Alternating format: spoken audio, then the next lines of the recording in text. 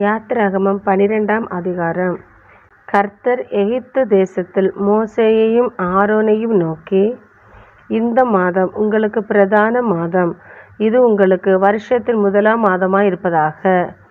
நீங்கள் இஸ்ரவேல் சபையார் யாவரையும் நோக்கி, இந்த மாதம் 10ஆம் தேதியில் வீட்டுத் தலைவர்கள் வீட்டுக்கு ஒரு ஆட்டுக்குட்டியாக ஒவ்வொருவரும் ஒவ்வொரு ஆட்டுக்குட்டியை தெரிந்து கொள்ள கடவீர்கள். ஒரு வீட்டில் இருக்கிறவர்கள் ஒரு ஆட்டுக்குட்டியை புசிக்கிறதற்கு போதுமான பேர்களாயிராமற் போனால் அவனும் அவன் சமீபத்தில் இருக்கிற அவனுடைய அயல் வீட்டுக்காரனும் தங்களிடத்திலுள்ள ஆத்துமாக்களின் இலக்கத்திற்கு தக்கதாக ஒரு ஆட்டுக்குட்டியை தெரிந்து கொள்ள வேண்டும். அவனவன் புசிப்புக்கு தக்கதாக இலக்கம் பார்த்து ஆட்டுக்குட்டியை தெரிந்து கொள்ள வேண்டும். அந்த ஆட்டுக்குட்டி பழுதற்றதும் ஆணும் 1 வயதுள்ளதுமாயிருக்க வேண்டும். செம்மறி ஆடுகளிலாவது வெள்ளாடுகளிலாவது அதை தெரிந்து கொள்ளலாம். அதை இந்த மாதம் 14ஆம் தேதி வரைக்கும் வைத்திருந்து இஸ்ரவேல் சபையின் ஒவ்வொரு கூட்டத்தாரும் சாயங்காலத்தில் அதை அடித்து அதன் இரத்தத்தை கொஞ்சம் எடுத்து தாங்கள் அதை புசிக்கும் வீட்டு வாசல் நிலைக்கால்கள் 2லும் நிலையின் மேற்சட்டத்திலும் தெளித்து அன்று ராத்திரியிலே அதன் மாம்சத்தை நெருப்பினால் சுட்டு புளிப்பில்லா அப்பத்தோடும் கசப்பான கீரையோடும் அதை புசிக்க கடவர்கள். பச்சையாயும் தண்ணீரில் அவிக்கப்பட்டதாயும் அல்ல, அதன் தலையையும் அதன் தொடைகளையும் அதற்குள்ள யாவையும் ஏகமாய் நெருப்பினால் சுட்டதாய் அதை புசிப்பீர்களாக. அதிலே ஒன்றையும் விடியற்காலம் மட்டும் மீதியாக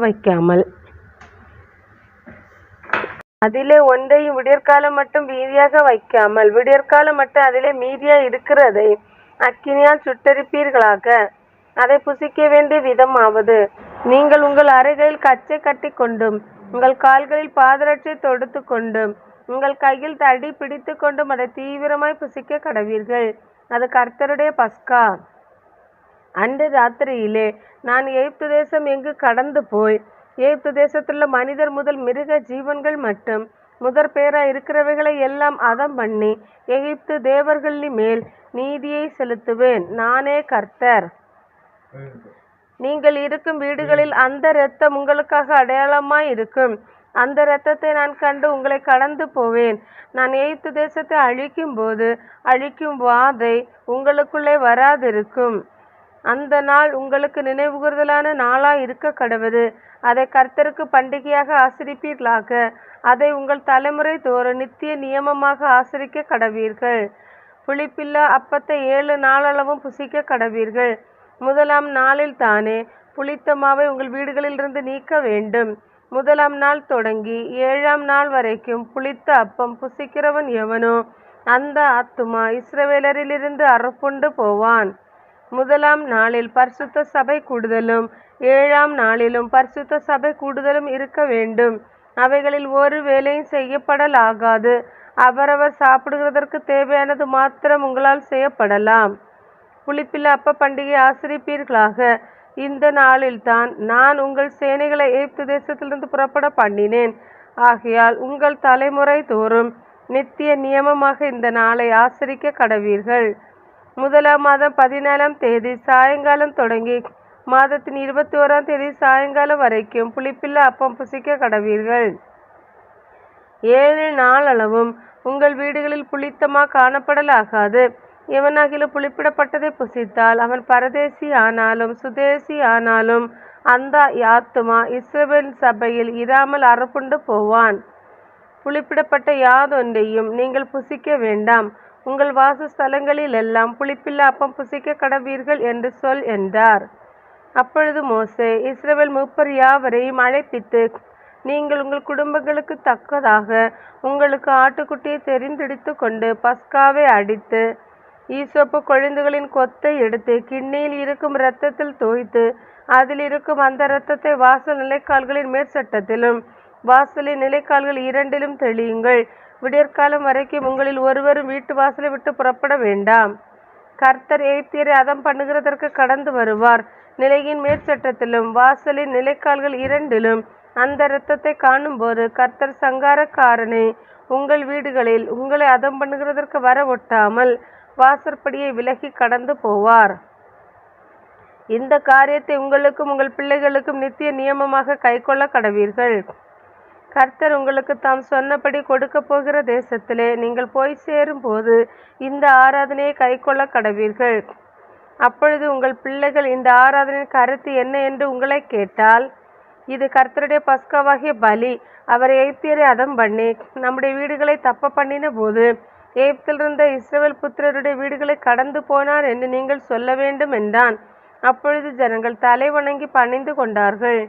இஸ்ரவேல் புத்திரர் அப்படியே செய்தார்கள். கர்த்தர் மோசேக்கும் ஆரோனுக்கு கட்டளையிட்டபடியே செய்தார்கள். நடுராத்திரியிலே சிங்காசனத்தின் மேல் வீற்றிருக்கும் பார்வோனுடைய தலைப்பிள்ளை முதல் காவல் கிடங்கில் இருக்கும் சிறைப்பட்டவனின் தலைப்பிள்ளை வரைக்கும் எகிப்து தேசத்திலிருந்த முதற் பேர் அனைத்தையும் மிருக ஜீவன்களின் தலையீட்டு அனைத்தையும் கர்த்தர் அழித்தார். அப்பொழுது பார்வோனும் அவனுடைய சகல ஊழியக்காரரும் எகிப்தியர் யாவரும் ராத்திரியிலே எழுந்தார்கள். மகா கூக்குரல் எகிப்திலே உண்டாயிற்று. சாவில்லாத ஒரு வீடும் இருந்ததில்லை. ராத்திரியிலே அவன் மோசேயையும் ஆரோனையும் அழைப்பித்து, நீங்களும் இஸ்ரவேல் புத்திரரும் எழுந்து என் ஜனங்களை விட்டு புறப்பட்டு போய் நீங்கள் சொன்னபடியே கர்த்தருக்கு ஆராதனை செய்யுங்கள். நீங்கள் சொன்னபடி உங்கள் ஆடு மாடுகளையும் ஓட்டிக்கொண்டு போங்கள், என்னையும் ஆசீர்வதியுங்கள் என்றான். எகிப்தியர் நாங்கள் எல்லாரும் சாகுறோமே என்று சொல்லி தீவிரமாய் அந்த ஜனங்களை தேசத்திலிருந்து அனுப்பிவிட அவர்களை மிகவும் துரிதப்படுத்தினார்கள். பிசைந்த மா புளிக்கும் முன் ஜனங்கள் அதை பாத்திரத்துடனே தங்கள் வஸ்திரங்களில் கட்டி தங்கள் தோள் மேல் எடுத்துக்கொண்டு போனார்கள். மோசே சொல்லியிருந்தபடி இஸ்ரவேல் ஜனங்கள் எகிப்தியரிடத்தில் வெள்ளியுடைமைகளையும் பொன்னுடைமைகளையும் வஸ்திரங்களையும் கேட்டார்கள். கர்த்தர் ஜனங்களுக்கு எகிப்தியரின் கண்கள் தயவுடைக்கும்படி செய்ததினால் கேட்டதை அவர்களுக்கு கொடுத்தார்கள். இவ்விதமாய் அவர்கள் எகிப்தியரை கொள்ளையிட்டார்கள். இஸ்ரவேல் புத்திரர் ராமசேசை விட்டு கால்நடையாக பிரயாணம் பண்ணி சுக்கோத்துக்கு போனார்கள். அவர்கள் பிள்ளைகள் தவிர 6 லட்சம் புருஷராய் இருந்தார்கள். அவர்களோட கூட பல ஜாதியான ஜனங்கள் அநேகர் போனதும் அன்றி மிகுதியான ஆடு மாடுகள் முதலான மிருக ஜீவன்களும் போயிற்று. எகிப்திலிருந்து அவர்கள் கொண்டு வந்த பிசைந்த மாவை புளிப்பில்லா அப்பங்களாக சுட்டார்கள். அவர்கள் எகிப்தில் தரிக்க கூடாமல் துரத்திவிடப்பட்டதினால் அது புளியாதிருந்தது. அவர்கள் தங்களுக்கு வழிக்கென்று ஒன்றும் ஆயத்தம் பண்ணவில்லை. இஸ்ரவேல் புத்திரர் எகிப்திலே குடியிருந்த காலம் 430 வருஷம். 430 வருஷம் முடிந்த அன்றை தினமே கர்த்தருடைய சேனைகள் எல்லாம் எகிப்து தேசத்திலிருந்து புறப்பட்டது. கர்த்தர் அவர்களை எகிப்து தேசத்திலிருந்து புறப்பட பண்ணினதினால் இது அவருக்கென்று முக்கியமாய் ஆசரிக்கத்தக்க ராத்திரி ஆயிற்று. இஸ்ரவேல் சந்ததியார் எல்லாரும் தங்கள் தலைமுறை தோறும் கர்த்தருக்கு முக்கியமாய் ஆசரிக்க வேண்டிய ராத்திரி இதுவே. மேலும் கர்த்தர் மோசேயையும் ஆரோனையும் நோக்கி, பஸ்காவின் நியமம் ஆவது, அந்நிய புத்திரன் ஒருவனும் அதை புசிக்க வேண்டாம். பணத்தினால் கொல்லப்பட்ட அடிமையானவன் எவனும் நீ அவனுக்கு விருத்த சேதனம் பண்ணின பின் அவன் அதை புசிக்கலாம். அந்நியனும் கூலியாலும் அதிலே புசிக்க வேண்டாம். அதை ஒவ்வொரு வீட்டிற்குள்ளும் புசிக்க வேண்டும். அந்த மாம்சத்தில் கொஞ்சம் ஆக்கிலும் வீட்டிலிருந்து வெளியே கொண்டு போகக்கூடாது. அதில் ஒரு எலும்பையும் முறிக்கக்கூடாது. இஸ்ரவேல் சபையார் எல்லாரும் அதை ஆசரிக்க கடவர்கள். அந்நியன் ஒருவன் உன்னிடத்திலே தங்கி கர்த்தருக்கு பஸ்காவை ஆசரிக்க வேண்டுமென்று இருந்தால் அவனை சேர்ந்த ஆண் பிள்ளைகள் யாவரும் விருத்த சேதனம் பண்ணப்பட வேண்டும். பின்பு அவன் சேர்ந்து அதை ஆசரிக்க வேண்டும். அவன் சுதேசியைப் போல் இருப்பான். விருத்த சேதனம் இல்லாத ஒருவரும் அதில் புசிக்க வேண்டாம். சுதேசிக்கும் உங்களிடத்தில் தங்கும் பரதேசிக்கும் ஒரே பிரமாணம் இருக்க கடவது என்றார். இப்படியே இஸ்ரவேல் புத்திரர் எல்லாரும் செய்தார்கள். கர்த்தர் மோசேக்கும் ஆரோனுக்கு கட்டளையிட்டபடியே செய்தார்கள். அன்றைய தினமே கர்த்தர் இஸ்ரவேல் புத்திரரை அணி அணியாய் எகிப்து தேசத்திலிருந்து புறப்பட பண்ணினார்.